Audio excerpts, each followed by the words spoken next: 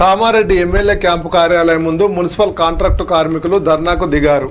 3 నెలలుగా వేతనాలు చెల్లించడం లేదని ఆవేదన వ్యక్తం చేశారు. 4 కోట్ల రూపాయలు పీఎఫ్ అమౌంట్ పెండింగ్లో ఉందని చెల్లించాలని డిమాండ్ చేశారు. మున్సిపల్ అధికారులకు పాలక మండలికి ఎన్నిసార్లు మొరపెట్టుకున్నా పట్టించుకోవడం లేదని వాపోయారు. అందుకే స్థానిక ఎమ్మెల్యే వెంకటరమణారెడ్డికి తమ గోసను చెప్పుకునేందుకు క్యాంపు కార్యాలయం ముందు ధర్నాకు దిగినట్లు కార్మికులు తెలిపారు. ఎమ్మెల్యే లేకపోవడంతో కార్మికులతో ఎమ్మెల్యే రమణారెడ్డి వీడియో కాల్లో మాట్లాడి సమస్యలను తెలిపారు. ఎమ్మెల్యే హామీతో కార్మికులు ధర్నా విరమించారు.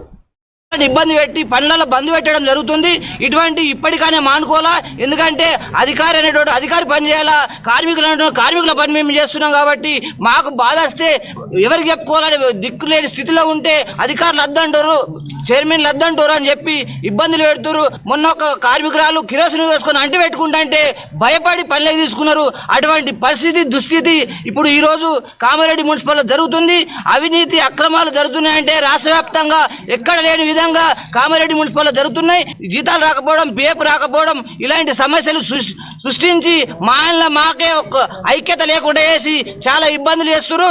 ఇప్పటికైనా మా సమస్యలు వెంటనే పరిష్కారం అయ్యే విధంగా స్థానిక ఎమ్మెల్యే గారు పరిష్కరిస్తారని ఆశిస్తూ చాలా స్థానిక ఇబ్బందులు చాలా ఉన్నాయి. ఎమ్మెల్యే గారికి చెప్పాలని, వారి దృష్టికి తీసుకురావాలని, వాళ్ళ ఇంటి దగ్గరకు క్యాంప్ ఆఫీస్ దగ్గరకు వచ్చి అన్నగారితో మాట్లాడడం జరిగింది. వీడియో కాన్ఫరెన్స్ లో ఆయన సానుకూలంగా స్పందించి మా సమస్యలు పరిష్కరిస్తారని చెప్పారు. ఒక్కటి కూడా ఆన్లైన్ లేదు, అన్ని పెండింగ్ వర్క్స్ లోనే ఉన్నాయి. ఈ సమస్య ఈ చిన్న సమస్య అని కాదన్న, ప్రతి ఒక్క సమస్య ఉన్నది మున్సిపల్ శానిటేషన్ విభాగం.